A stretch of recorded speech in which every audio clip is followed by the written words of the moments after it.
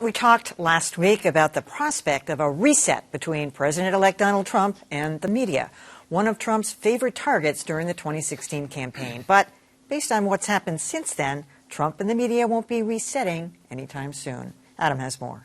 In a recent sit-down with 60 Minutes, Donald Trump said that as president, he'll dial back on the Twitter diatribes. I'm going to do very restrained if I use it at all. But that restraint was short-lived. After the New York Times suggested it underestimated Trump's support, Trump took to Twitter, saying the Times had apologized for its bad coverage and was losing thousands of subscribers.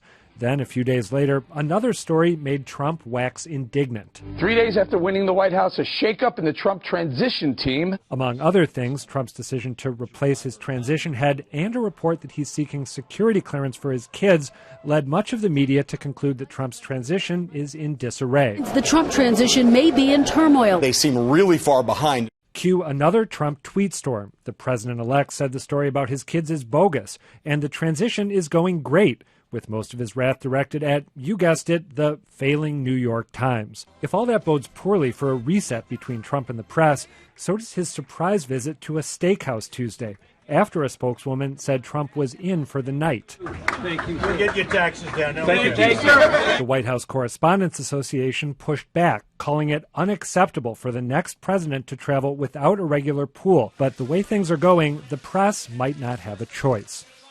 So, Adam, I mean, not that you're an expert on this, but is he going to be able to keep his devices? I mean, President Obama was very prolific with all of his devices before he was elected, and they took them away from him. Whose option is that? I'm going to be totally candid, Emily. I have absolutely no idea if he's going to be able to keep his devices or not. My guess is that if he wants to keep, which is it when he's using the Android that he's the unhinged tweeter, and when he's using the iPhone, he's the phone. Okay, right. So my guess is he'll do whatever he wants. I don't know in the Trump circle who has the power to tell him not to. I don't know if it's his daughter or Jared Kushner or someone else. I want to actually hearken back, as we talked about this, to a point Callie was making when we closed the last time. You were saying that it would be great if people realized that if they saw a report that the Pope had endorsed Donald Trump, that they could go look for verification in an outlet like the Washington Post or the New York Times. The irony, of course, is that we're talking about them doing that at a moment when the man who's going to be running the country regularly impugns the reliability of all the mainstream, the sources that we think of as reliable, which I think, I like your scenario. I think it makes it less likely that people are going to move in that direction. As for Trump's decision to scoot out on his own, my presumption is that we'll see him doing this dozens of times over the course of his presidency. You know, I liked his remark to Leslie Stahl that, you know, I can get off Twitter anytime I want. I mean, he sounded like saying, I can give up drinking anytime I want. He's just going to keep doing this, and it was very successful for him to run against the media. And I think that we're going to see a continuation. I think that a lot of the norms that we have come to expect over the years are out the window. I mean, you can't run for president unless you release your tax returns, right? I mean, he's going to do anything he wants. Yeah. Or your health records. He's going to do anything he wants. And I think that if his presidency starts to go off the rails, then he may see that he doesn't have much public support for this. But if it doesn't, he may keep getting away with it. Well, two things. Toward the last days of the campaign, you'll recall that and we don't know who, but somebody inside the campaign shut down his Twitter. So I don't know if they said to him in that moment, it's just temporary, so don't worry, you'll get it back. But whoever it was, grab it back again and stop him in this moment, because really he should not have time to do this. That's the first thing.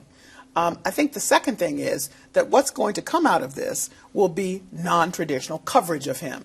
What he thinks is going to happen is it's going to stop the coverage. No, what will happen is you'll get creative like David Fahrenthold at Washington Post, and you'll crowdsource and you'll figure it out, and it'll still come in because somebody's going to talk, and you can also do the kind of shoe leather reporting that we know good reporters can do. So he will be covered. You diss the press and get to the 21 Club, they'll find out about it, and probably much more than you wish to get reported that night than a simple, hey, he's eating dinner, if you had sort of gone with that with the pool. So it'll be interesting to see what happens, but it's not going to stop. Right. You know? I mean, on the issue of constraints, I think one of the lessons we're going to learn in the next 100, 200 days, the next 4 years, is that a lot of the norms of governance in this country are just that, norms. They're not rules. You know, there's not a law saying that that President Obama could not use an iPhone. Yeah. That was what the security recommended, and he decided to go along with it. But there's no reason that Donald Trump would have to follow that. To take one particular example, he's been having conversations in a very haphazard, scattered way with foreign leaders in the last few days. He has not been doing them over diplomatic phone lines, which is what he's supposed to be doing. He's been having random, like the Prime Minister of Australia, who got Donald Trump's cell phone number from Greg Norman, the golfer, and called him on it, right? This is the level of rejection that he's been willing to have for these sorts of established norms. I think that the one thing that I think could complicate the story we've all been coming around to is the fact that Donald Trump has, for decades, sought the approval of elite Manhattan media, right? He still reads the New York Times every single morning. So while he is searching around for someone to replace crooked Hillary, and he's going to the failing New York Times, I think there is going to be a little bit more of a dance, because I think at a certain point he's going to want to have some sort of sense of approval. And we can't forget to add that the New York Times has now gotten 41,000 new subscribers. So they say. Okay, How many did they lose? I don't think there are a lot of paying New York Times subscribers who go to One other, I got to throw in that super quick addendum. He also took the Times to task for saying that he had said that he wanted more countries to get nuclear weapons. That's something that he actually did say. Yeah.